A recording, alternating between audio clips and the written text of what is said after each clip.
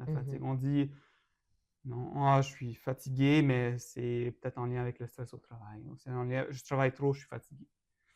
Mais souvent, il faut explorer, il faut pousser plus loin, il faut explorer. Puis, euh, on peut être surpris là, de ce qu'on trouve là, comme résultat de test.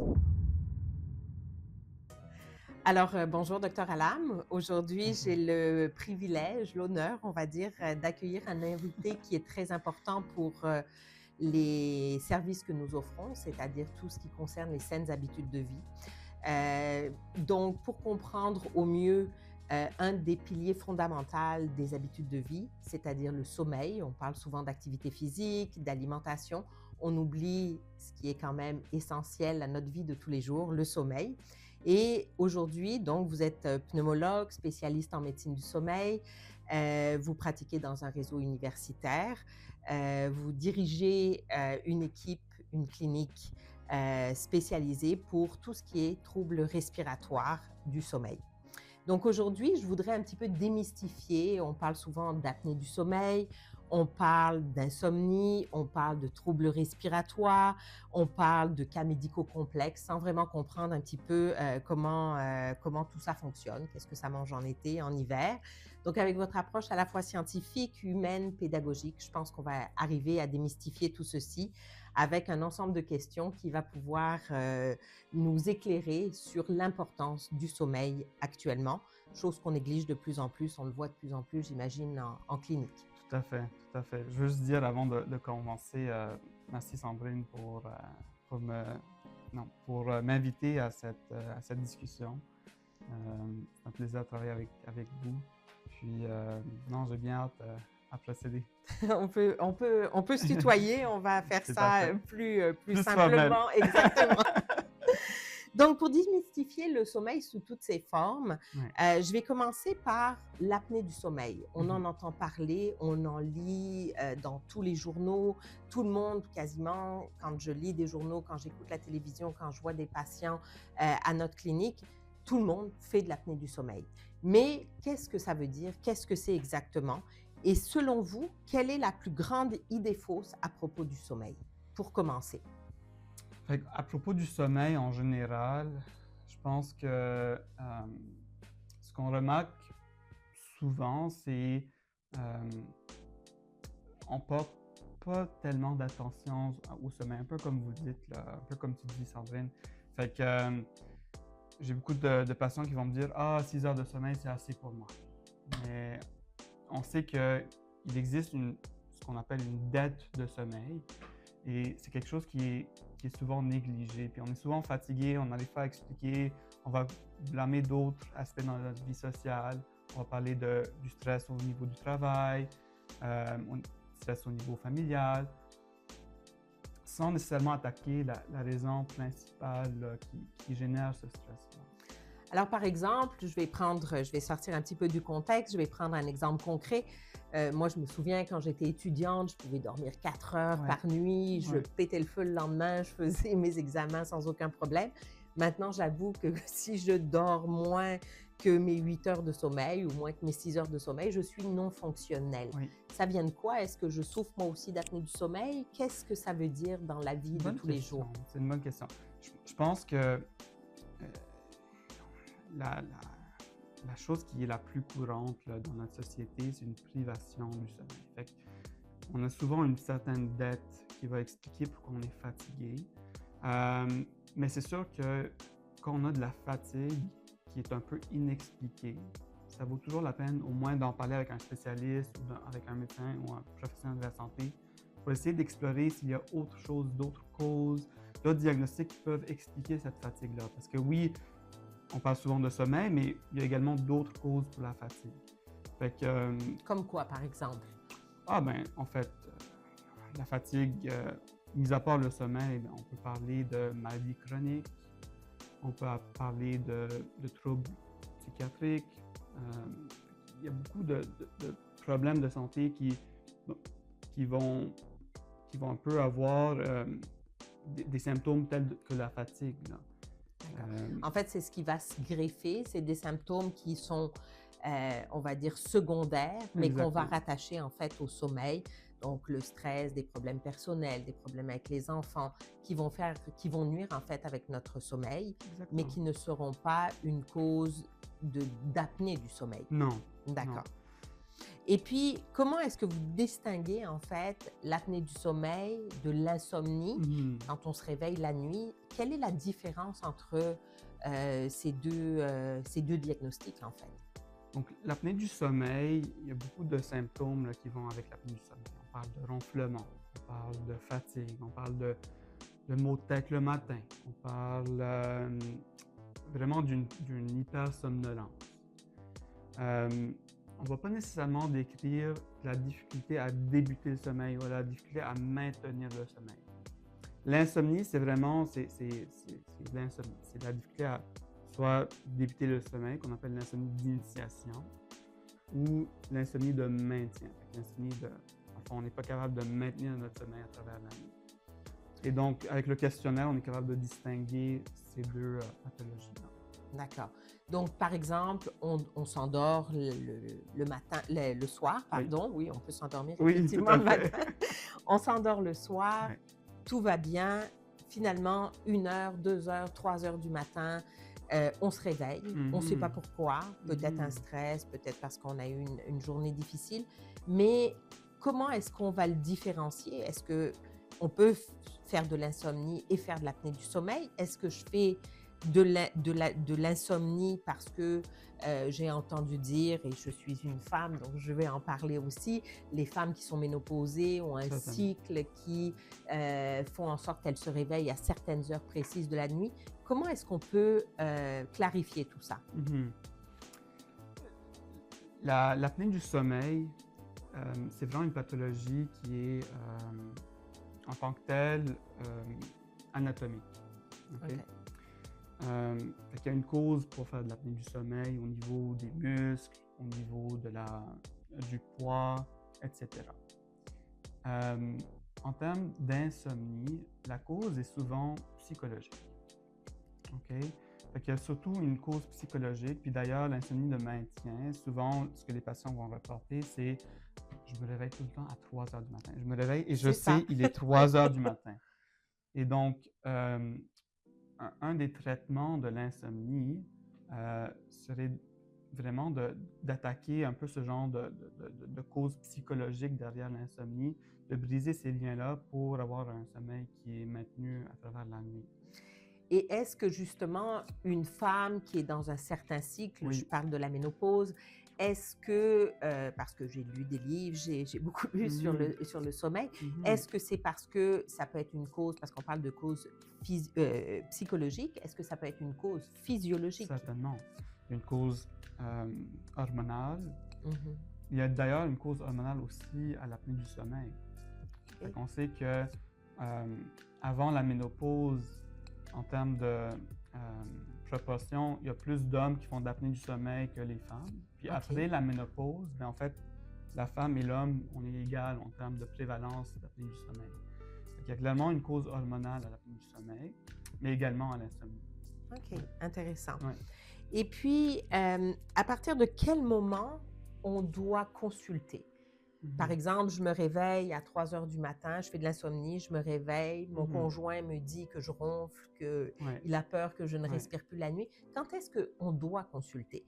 Parce que souvent, on se consulte généralement quand on commence à avoir des symptômes récurrents, chroniques, Oui. habituels, mais souvent on se cache derrière ces Mhm. symptômes. Qu'est-ce que vous vivez en clinique par rapport à ça? Je pense que souvent, il y a un délai avant qu'on pose un diagnostic.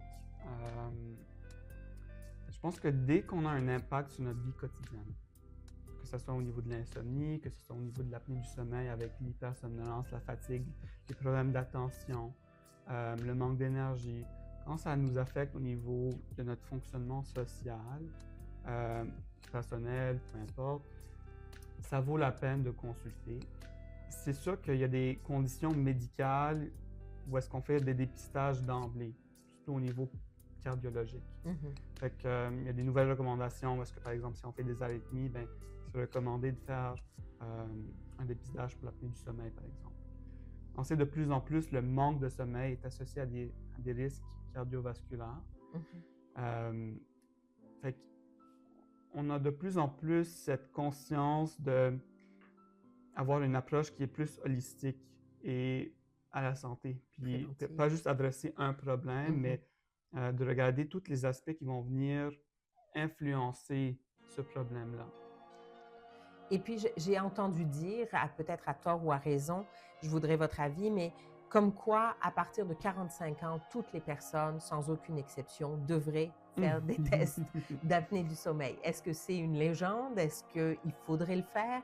Quelles sont les recommandations les plus holistiques, on va dire, les plus préventives par rapport à ça?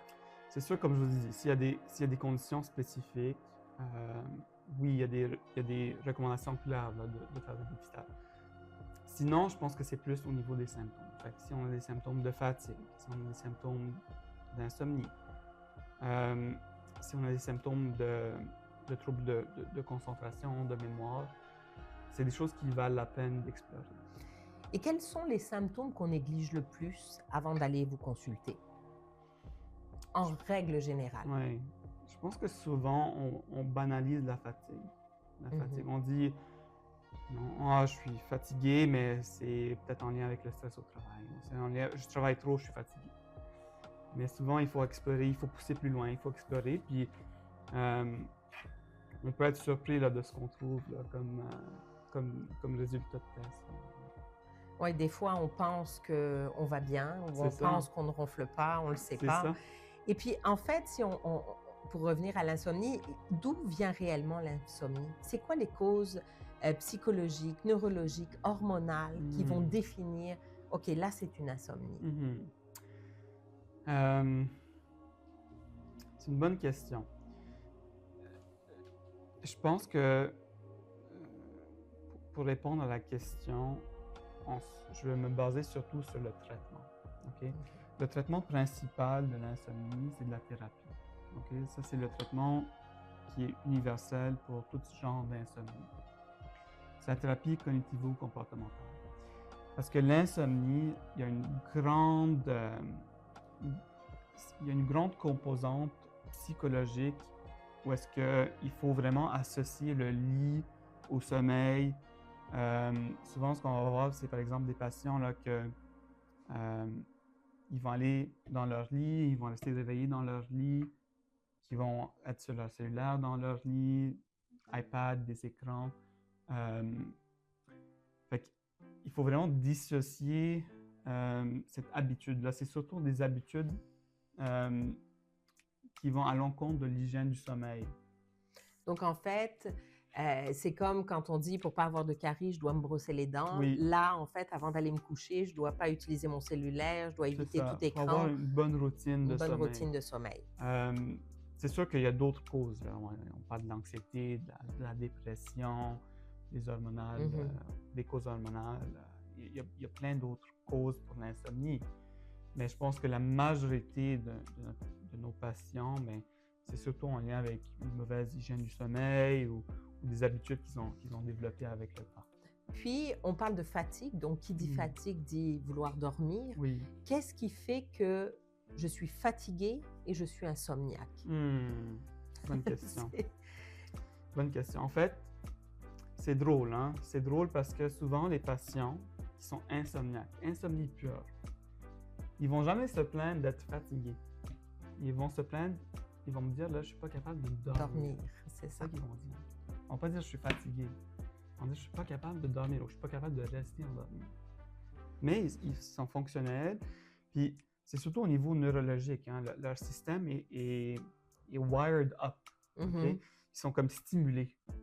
Fait que c'est pour ça qu'ils ne sont pas capables de dormir de façon adéquate. Ça veut dire que c'est le hamster dans notre tête qui roule ou qui...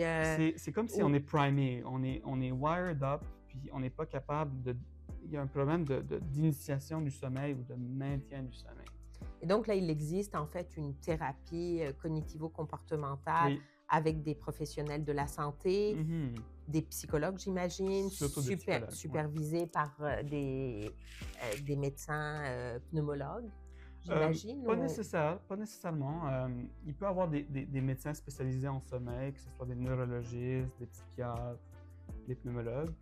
Mais je vous disais, la plus grosse partie du travail est faite par des psychologues qui sont spécialisés en sommeil et puis en insomnie. Là. It is their job, c'est leur job de faire ça. Et puis, quels sont, si on revient un petit peu, quel type de patient on arrive à avoir de bons résultats une fois qu'on a fait cette thérapie du sommeil?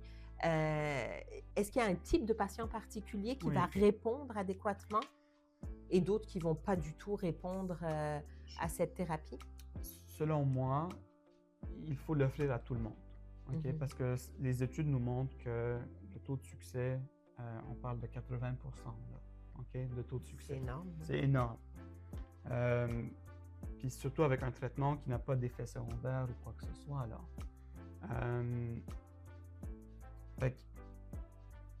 Quel est le patient idéal? Je pense que le patient doit le vouloir de lui-même. Puis il doit vouloir appliquer ce qu'il apprend en thérapie. Puis il faut avoir un bon lien avec le thérapeute. Hein. C'est souvent du va-et-vient, beaucoup de communication. Puis la thérapie cognitivo-comportementale, c'est pas juste parler de l'hygiène du sommeil. C'est vraiment une thérapie qui est ciblée, qui est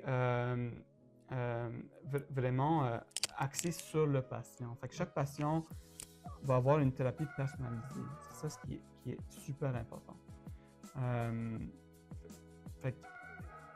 Pour répondre à votre question, je pense que le patient doit le vouloir, puis il faut avoir un bon lien avec le thérapeute. Au Québec, je le mentionne là, au Québec, c'est ça. L'accessibilité est plus difficile. Est très difficile et c'est surtout ce qui est, c'est des gens de thérapie qui c'est souvent offert au privé. Là. Je pense même pas qu'il y en a un au public. Au public. Ouais.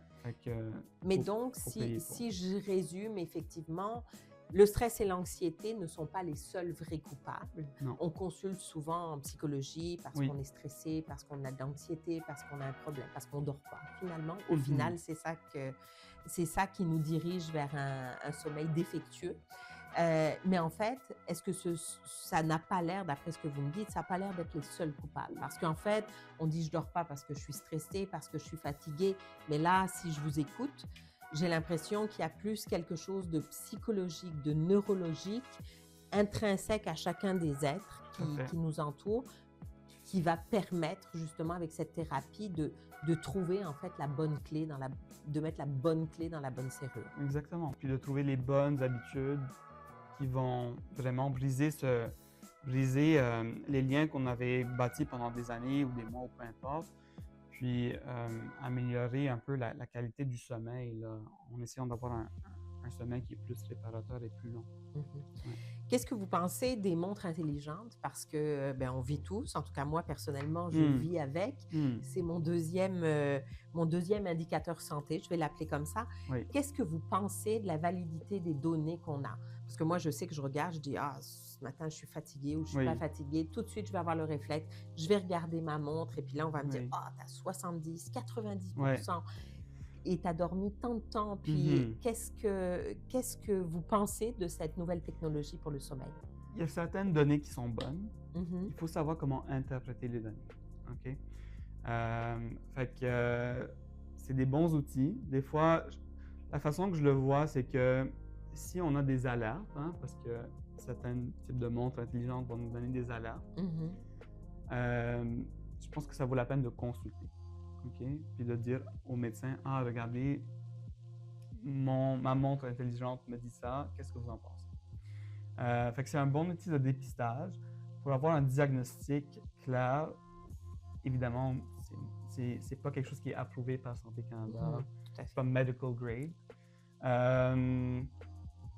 Puis aussi, il faut pas trop s'obstiner, je vous dirais, parce que des fois, on peut développer une obsession. Là. Je comprends pas ce que vous dites. J'ai beaucoup de patients là, qui vont venir m'approcher pour me dire « Ah, ben, je suis en sommeil REM pendant 20% de la nuit, c'est pas beaucoup. » Mais la normale, c'est 20 à 25%. Vous comprenez? Fait que, faut savoir comment interpréter les résultats. Je comprends. Et si on revient à l'apnée du sommeil, comment est-ce qu'on explique l'apnée du sommeil simplement à un patient? Qu'est-ce qu'on lui dit? Est-ce qu'en le voyant, vous êtes capable de définir OK, lui, il a une apnée du sommeil parce qu'il a un cou comme ça, il a une Oui. langue comme ça, il a un poids comme ça. Comment est-ce qu'on arrive à expliquer simplement au patient et à le sensibiliser sur l'importance de prendre son sommeil en considération? Moi, chez tous les Mm. patients, euh, chez tous mes patients, dans le fond, je leur explique un peu ce qu'il en est, là. C'est quoi le diagnostic? Mhm. OK? Fait que ce que j'explique d'habitude, c'est, bon, l'apnée du sommeil, en général, c'est une limitation au niveau des voies aériennes qui va empêcher de prendre l'air, puis qu'on va parfois arrêter de respirer. Fait que ça, c'est de l'apnée. L'apnée, là, c'est l'absence de la respiration. Mm. Ça arrive pendant la nuit, fait que ça arrive en sommeil. On ne s'en rend pas nécessairement compte de l'apnée du sommeil. Oui, j'ai des patients qui vont dire: ah, ben, je me réveille étouffé, j'ai du choking. Mais souvent, là, vu qu'on dort, ben, on ne va pas se rendre compte de l'apnée du sommeil. Et ce que je leur explique, c'est surtout au niveau anatomique. La langue, le cou, le poids, tout ça va venir jouer un peu à l'apnée du sommeil, Aux conséquences, en à fait, développer l'apnée du sommeil. c'est ça. Et les conséquences de cette apnée du sommeil Ouais. avec les patients, est-ce qu'il est... Parce qu'on parle de l'apnée du sommeil, on parle des maladies cardiovasculaires, on parle du métabolisme. C'est quoi les conséquences directes sur une personne de faire de l'apnée du sommeil? Qu'est-ce que la personne risque? On parle surtout des Simplement. conséquences à long terme. Mhm. Okay? Fait que des conséquences à long terme, j'ai des patients qui vont me dire: est-ce que je vais mourir dans mon sommeil? Non. Okay, on ne va pas mourir parce qu'on fait une apnée de 10, 15, 20 secondes. Là. Le cerveau va toujours se réveiller, okay, pour qu'on respire. À long terme, si l'apnée du sommeil est sévère, puis elle est mal traitée et non traitée, bien là, on a plus de risques au niveau cardiovasculaire. Ce que je dis, c'est souvent au niveau de la haute pression. On a vu qu'il y a des pics de pression, surtout la nuit, qui arrivent, tôt le matin, qui arrivent avec l'apnée du sommeil non traitée. Le diabète qui est mal contrôlé. On a plus de risques de développer des arythmies. Mhm. Donc un ralentissement du cœur, des battements du cœur. En fait, plus rapide. Plus rapide, pardon. La fibrillation auriculaire. C'est ça. Et puis, on a plus de risques de développer des infarctus cardiaques, des AVC. Des AVC. Oui, c'est ça. C'est surtout en lien avec le fait qu'on a des désaturations la nuit. Là, parce qu'on arrête de respirer, fait que le taux d'oxygène baisse la nuit. Et puis, donc, on a parlé des risques cardiovasculaires associés, mais pourquoi certains ne sont pas diagnostiqués pendant des années et que subitement, alors qu'ils ont fait de l'apnée du sommeil pendant longtemps, là, les médecins se réveillent dans leur bureau et disent: ah, là, il faut que vous consultiez. Je pense que vous faites de l'apnée du sommeil. Souvent, on va penser aux problèmes qui sont qui posent un danger immédiat aux patients. C'est souvent un peu dans notre background. Et puis, une fois qu'on a éliminé pas mal toutes les autres causes de la fatigue, mais là, on dit: ah, mais peut-être c'est de l'apnée du sommeil. Surtout chez les patients qui sont minces, hein, qu'on ne suspecte pas vraiment de l'apnée du sommeil à cause de leur gabarit, à cause de leur anatomie. Mais ces patients-là peuvent très bien faire de l'apnée. Hein. Ce n'est pas une maladie chez les patients obèses. Là. Une prédominance, mais ce n'est pas nécessairement juste en lien avec l'obésité. Ce n'est pas toutes les personnes qui sont obèses qui vont... Il y a une composante anatomique au niveau ORL là, qui contribue à l'apnée du sommeil. Intéressant. Et donc, je pense que souvent, ça peut tarder à diagnostiquer ou à suspecter. C'est sûr qu'il y a des délais qui sont en lien aussi avec la prise en charge, avec faire le test, etc., etc. Donc, en gros, c'est pas mal ça. Ouais. Mais si je ronfle la nuit, est-ce que ça veut dire à 100% que je fais de l'apnée du sommeil? Non, pas nécessairement. Pas nécessairement. Mon conjoint va être content. C'est un symptôme, mais ce n'est pas toutes les ronchopathies qui vont être associées. Et puis souvent, moi, je vois, par exemple, dans ma vie personnelle, mon conjoint va prendre un petit peu plus de vin, un petit peu plus de bière, va manger un peu plus gras, et je me dis, ça y est, il fait de l'apnée du sommeil. Est-ce que c'est tout de suite défini comme ça, ou est-ce que c'est parce qu'il y a une composante extérieure qui est venue altérer, en fait, notre sommeil? c'est sûr qu'il y a des, il y a des, il y a des choses qui vont empirer l'apnée du sommeil. Fait qu'on parle de l'alcool, certains médicaments, la position aussi. Hein, on fait plus d'apnée quand on dort sur le dos. Ah, ouais. Je ne savais pas. Ouais. Intéressant. Oui, d'ailleurs, il y a certains patients qui vont juste faire de l'apnée sur le dos, puis sur le côté, ils ne vont pas en faire. Un des traitements de l'apnée du sommeil serait un traitement positionnel et non par CPAP. Ah, intéressant. Ouais. On oublie, c'est vrai qu'on parle souvent des positions, tu dors comment, sur le ventre, on choisit notre matelas aussi en fonction de cela. Mais quel traitement fonctionne réellement pour l'apnée du sommeil et quel traitement fonctionne réellement pour l'insomnie? Fait que pour l'apnée du sommeil, le traitement, le gold standard serait un CPAP. Évidemment, on ne traite pas toute l'apnée du sommeil. Hein. L'apnée du sommeil est légère, on ne va pas nécessairement traiter ce genre d'apnée. Quand c'est modéré à sévère, ben oui, il y a des indications de traiter. Fait que CPAP, thérapie positionnelle. Il y a des appareils d'avancement mandibulaire. OK. C'est comme des prothèses. Les prothèses qu'on met pour éviter le bruxisme et autres. Tout à fait. D'accord. Mais ça, c'est spécialisé pour l'apnée du sommeil. Ça va vraiment avancer la mandibule. Encore là, il y a certains types de patients où est-ce que ça va fonctionner, certains types que ça ne va pas fonctionner. Il y a aussi, pas disponible au Canada, mais aux États-Unis et ailleurs, là, des stimulateurs. Fait que c'est comme des stimulateurs des nerfs au niveau ORL qui va venir renforcer les muscles. Et donc, étant donné qu'on n'a plus cette collapsibilité des voies aériennes, ben, on ne fait pas l'apnée du sommeil. Donc, c'est un petit appareil? C'est comme un pacemaker. Un pacemaker? Comme un pacemaker, avec des fils qui vont se relier au niveau des nerfs pour tirer ou en fait dégager les voies aériennes pour laisser passer l'oxygène. C'est exact. C'est ça? Très stimulant, exactement. Okay. Intéressant. En ce qui concerne l'insomnie, bon, on a parlé de la thérapie cognitivo-comportementale. Puis ensuite, il y a des médicaments là, des somnifères qui aident avec l'insomnie. La mélatonine, tout le monde en parle. On trouve ça en vente dans les supermarchés, les pharmacies et autres. Qu'est-ce que vous en pensez de la mélatonine? Est-ce que c'est un placebo? Est-ce que... C'est un placebo, OK, pour l'insomnie. Je le recommande par contre pour les décalages d'horaire. Si vous allez prendre un voyage, ça va vous aider à vous adapter au décalage d'horaire. Mais pour l'insomnie en tant que telle, il y a eu des études qui ont comparé avec un placebo, puis il n'y avait pas trop de... L'avantage de la mélatonine, c'est qu'il n'y a pas d'effet secondaire nécessairement. C'est pour ça que c'est en vente libre la plupart du temps et qu'on peut s'en procurer assez facilement. Et quels sont les changements d'habitudes de vie? Parce qu'on parle souvent de la prévention des habitudes de vie, des saines habitudes de vie. Quels sont les changements qu'on peut apporter en fait à nos habitudes de vie pour avoir un meilleur sommeil? Je pense que être sain pendant la journée va impacter notre nuit. Hein? Avoir des bonnes habitudes de vie pendant la journée, faire de l'exercice, bien manger, etc., ça va avoir un impact sur notre sommeil. En ce qui concerne le sommeil en tant que tel, là, avoir une bonne routine du sommeil. Fait que pas d'écran. Pas d'écran, 30 minutes avant d'aller dormir, j'imagine. Une heure. Ce qui est très important, c'est avoir un temps de sommeil adéquat. Okay? Fait qu'on parle en moyenne de 8 heures.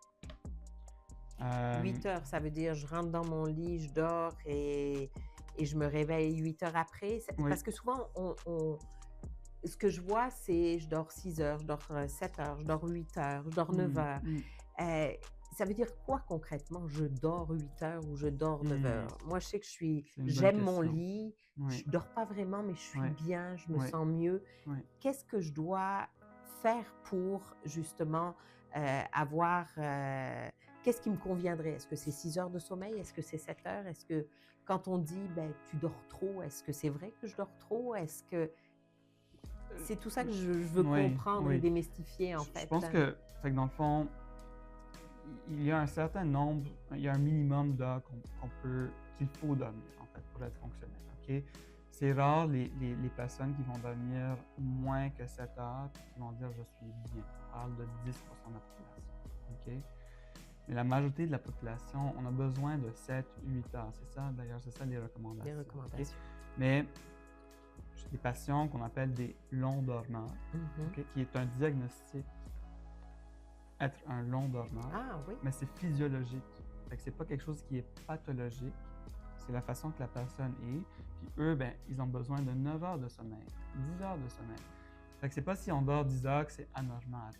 Dans le fond, moi, la façon que je le vois, c'est que le corps humain est exceptionnel. Hein? On est vraiment...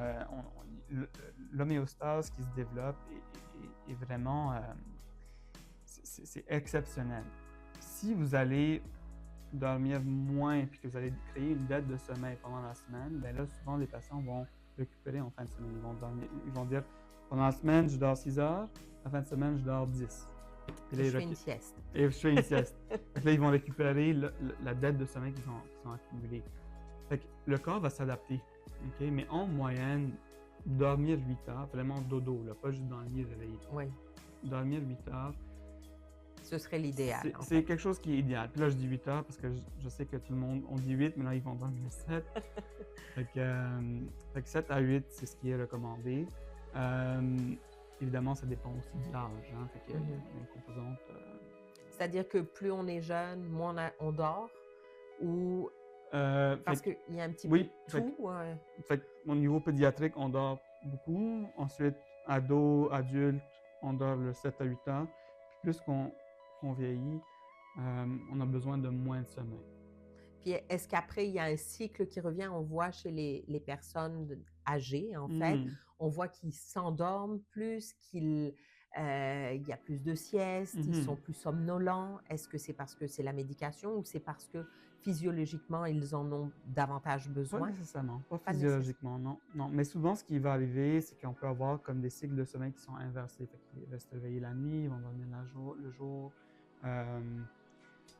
Fait que, je pense que s'il y a quelque chose qui est hors de l'habitude, hors de la normale, ça vaut la peine au moins de consulter un médecin, un spécialiste qui va pouvoir, un, vous rassurer, puis deux, ben, de vous donner quelques conseils aussi par rapport au sommeil.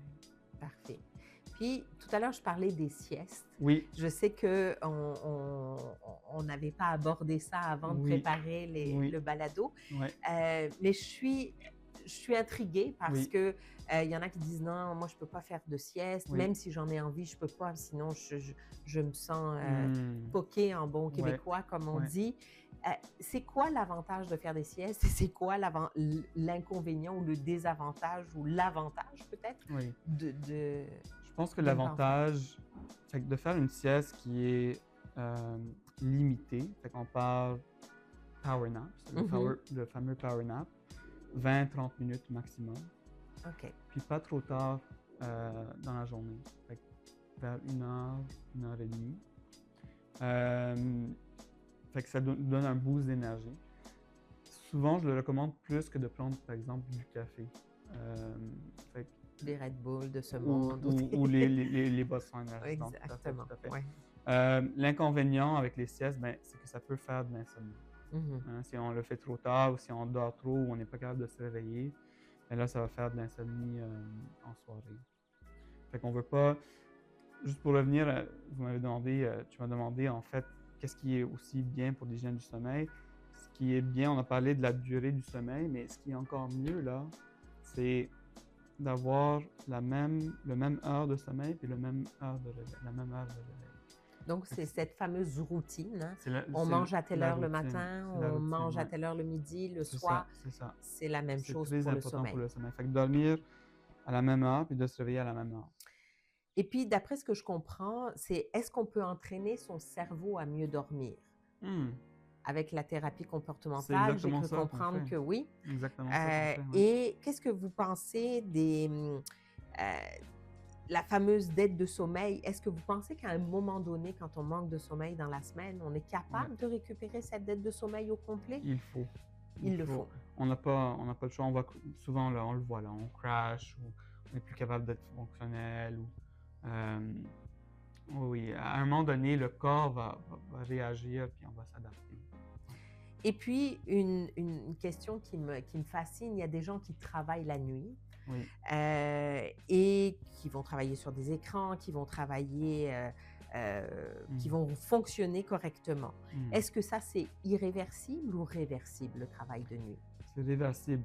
Le seul problème, c'est que le plus qu'on adapte ce cycle de sommeil-éveil, ça va être difficile de le défaire. Ça va prendre beaucoup de temps, ça va prendre... puis le patient, la personne va en souffrir quand on va faire ce switch-là. Mhm. Une infirmière ou un travailleur de nuit, par exemple, qui vont switch pendant le jour. Admettons, j'avais une patiente là, elle était une infirmière pendant 20 ans de nuit. Puis là, elle prend sa retraite et elle veut switcher de jour. Là, c'est difficile. C'est difficile. Puis ce que je dis à mes patients, là, vous allez souffrir, mais on va être capable. On va réussir, mais vous allez souffrir. Je pense qu'il faut avoir un bon suivi puis travailler Avec nos les, patients. avec les patients. Ouais. Et puis, on va essayer de finir tout ça. Est-ce qu'on peut être quand même en forme avec une dette de sommeil? Est-ce qu'on peut être performant sur le plan du travail? Mhm. Je reviens à ce que je vous disais en début d'émission. Moi, Ouais. quand j'étais étudiante, je me trouvais super performante. Je n'avais pas besoin de dormir. 4-5 heures, c'était suffisant. Des fois moins avec les révisions des partiels et des examens. Qu'est-ce qui se passe? Est-ce que dormir plus fait qu'on est en meilleure santé? C'est quoi qui se passe dans nos corps quand on dort pas beaucoup ou qu'on a une Mhm. dette de sommeil qu'on n'est pas capable de récupérer?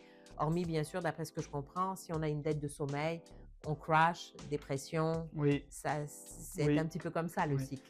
c'est sûr. Puis, comme on en dit tantôt, là, il y a des risques au niveau cardiovasculaire qui est associé à une dette de sommeil. Euh, Ceci dit, je pense que on peut être fonctionnel, puis évidemment, ça dépend de c'est quoi, qu'est-ce qui est, c'est quoi notre travail, c'est Mhm. quoi notre job. Mais on peut être fonctionnel à un certain point, mais c'est sûr qu'en termes de cognition, puis en termes euh, euh, d'être alerte, Concentration, attention. concentration, euh, c'est sûr que c'est diminué, c'est clair que c'est diminué. Ouais. Alors maintenant, je vais vous poser une question un petit peu, je pense qu'on a quand même fait pas mal le tour et puis Mhm. qu'on a abordé sommairement, mais de façon précise quand même, l- la définition de l'insomnie, de l'apnée du sommeil. Quel est votre cas clinique qui vous a le plus marqué à date dans votre carrière? Mhm. Est-ce que vous avez un patient qui a été, euh, qui a marqué un petit peu vos débuts dans le monde médical? Mhm. Il y a toujours quelqu'un qui nous... Ouais. On en voit beaucoup, hein. Oui. Ce que j'aime dans ma carrière, c'est que on fait vraiment un changement, puis on est capable de voir le changement rapidement. Mhm. Euh, je vous donne un exemple. Ok? J'ai un patient il avait consulté son médecin de famille, on pensait à une dépression. Il est allé voir un psychiatre, il avait eu des traitements. Les traitements de la dépression causent plus de fatigue, fait qu'il était encore plus fatigué, etc., etc. Bref. Le psychiatre demande un test d'apnée du sommeil qui sort positif et à ce moment-là, je vois le patient en consultation. Et vraiment, là, c'est comme si il s'est adapté. Il a toujours vécu avec l'apnée du sommeil sévère, que pour lui, dormir mal, c'est devenu la norme. C'est la norme. C'est la norme. Il ne connaît pas mieux que ça. Et donc, dès qu'on a essayé un traitement de CPAP, il y a eu, on appelle ça en médecine du sommeil, le honeymoon phase. Ouais, ils sont accrochés, ils adorent ça, ils ne peuvent pas s'en passer. Mhm. Et puis, évidemment, on s'adapte, puis on est capable les patients retrouvent un peu une certaine norme. Et Une puis, qualité de vie, une parce qualité de que vie, c'est de ça. bien dormir, c'est C'est quand ça. même de penser que mal dormir, c'est la norme. C'est la norme, ben oui, ben c'est parce qu'ils ne savent pas mieux. Ils savent pas Ils mieux. n'ont pas connu. Puis, il me dit, Roméo, tu as changé ma vie. Mais Ouais. c'est vrai que souvent, on donne des pilules en psychiatrie pour la santé Mhm. mentale. Les gens sont de plus en plus stressés, anxieux, etc. Puis on omet la plupart du temps, ou parfois, peut-être pas la plupart du temps, mais on omet parfois de penser au sommeil et à l'apnée du sommeil, Oui, qui est un des facteurs. Souvent, le fait qu'on travaille ensemble, oui, on voit parfois des patients qui réduisent ou qui complètement arrêtent leur médication psychiatrique, on va oui, dire, ou oui, leurs oui, antidépresseurs, oui, parce que l'apnée du sommeil a été une solution pour eux. tout à fait. Donc, C'est possible, hein, c'est possible que le problème, c'est que l'apnée du sommeil peut mimiquer plusieurs autres pathologies. Fait mhm, que c'est possible que dès le départ, on avait peut-être un mauvais diagnostic ou c'est pas le problème en entité. Fait que là, en traitant l'apnée du sommeil, ben, on résout pas mal les problèmes du patient et puis qui retrouve une certaine qualité de vie. Et on a parlé, le but de ça, c'est de discuter comment le sommeil peut impacter notre vie quotidienne puis tout à fait. notre journée. Fait que c'est sûr que si on a un bon sommeil, ben, on va se sentir mieux pendant la journée. Donc, le sommeil est un pilier fondamental des saines habitudes de vie. On est d'accord par C'est rapport à clair, ça. c'est clair. Ça marche aussi bien qu'avec l'alimentation, puis l'activité sportive Évidemment. et autres. Puis, qu'est-ce que vous auriez aimé que les gens comprennent plus tôt? On est en 2026 maintenant. Mhm. Maintenant, on commence à en parler, mais je dirais à l'époque, c'est 10 ans en arrière, l'apnée du sommeil, c'était une spécialité méconnue ou Oui, mal connue, oui, j'ose dire.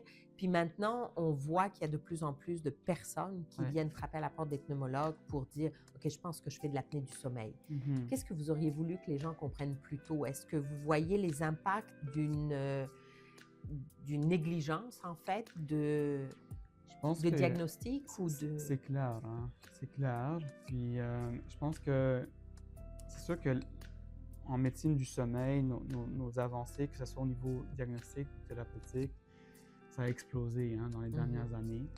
Euh, il y a aussi une stigmatisation par rapport à l'apnée du sommeil avec le traitement, le CPAP. Hein. On parle toujours, j'ai beaucoup de patients qui vont me dire ah, est-ce que tu vas me donner la machine de Darth Vader hein? Fait que, je pense que ça vaut la peine de leur expliquer non, non, il y a différents types de masques, il y a différents types de traitements, puis d'adresser les inquiétudes des patients. Souvent, des patients vont penser que la machine fait beaucoup de bruit, tandis que mhm, c'est très silencieux. Euh, puis c'est surtout au niveau d'expliquer les impacts euh, sur les facteurs de risque à mhm, long terme. Hein. Souvent, ce que je veux dire aux patients, c'est admettons que je suis un cardiologue et je vous dis vous faites de la haute pression, mais je ne vous donne pas de médicaments pour la pression. Qu'est-ce que vous allez dire? Ben, c'est un peu la même chose. Hein. Les personnes, ils veulent savoir s'ils font de l'apnée ou peu importe, mais souvent, ils vont être réticents au traitement. Fait que je pense qu'il faut vraiment être sensibilisé. Il faut vraiment connaître c'est quoi les implications. Puis, il faut comprendre aussi, juste au niveau de la productivité hein, au travail, au niveau de la qualité de vie également. Euh, Souvent, les patients qui font de l'apnée du sommeil ou de l'insomnie, ben, la productivité est diminuée quand même de façon très marquée. Hein. mhm. Fait que c'est sûr qu'au niveau plan général, au niveau de la société, adresser ces problèmes-là, ben, ça va contribuer au travail en général. Là. Et on est là pour ça. Ben oui, Donc, c'est une tout à bonne fait. chose. Mais pour conclure, Oui. combien de personnes souffrent d'insomnie, d'apnée du sommeil, en moyenne au Québec? Je vous dirais, insomnie, on parle de 30% de la population. Ouais, Wow! c'est beaucoup. C'est C'est énorme. beaucoup. Ouais. Et Euh, l'apnée du sommeil, Apnée certainement du sommeil, on plus. parle de... Non, on parle de 20 à 25%. Ça dépend OK. également de l'âge. Oui, c'est ça, la Euh, population vieillissante. c'est ça, c'est ça, exactement. Mais on parle en général 20 à 30%. La question, c'est comment on définit l'apnée du sommeil. Mhm, C'est l'autre question aussi, hein, parce que pour le moment, on se base sur des index de combien d'événements on arrête de respirer par heure. Euh, mais c'est des chiffres que la société a choisi de façon un peu aléatoire. Je pense qu'il faut comprendre que si on fait de l'apnée du sommeil modérée ou sévère, c'est là que les études nous montrent qu'il y a un impact au niveau des facteurs de risque cardiovasculaire, puis qu'il faut regarder pour un traitement. Ouais. Merci beaucoup pour tout ça. C'était très instructif, très Merci, intéressant. Sandrine. Et puis, je suis certaine qu'on aura d'autres sujets à parler. J'imagine Totalement. qu'il y a toujours des études qui se font sur l'apnée du sommeil. J'imagine que vous en faites aussi au niveau de la recherche. Oui, effectivement. Fait qu'on tenterait, je peux pas trop en parler, là, mais on est en train de faire un projet sur l'insomnie et l'apnée du sommeil, en fait. Donc, oui. On va attendre les résultats, puis Oui, on va tout se à reparler fait. bientôt. Tout à fait, tout à fait. Un gros merci, Dr. Alam. Merci, À très Sandrine. bientôt, Merci. puis au plaisir. Merci.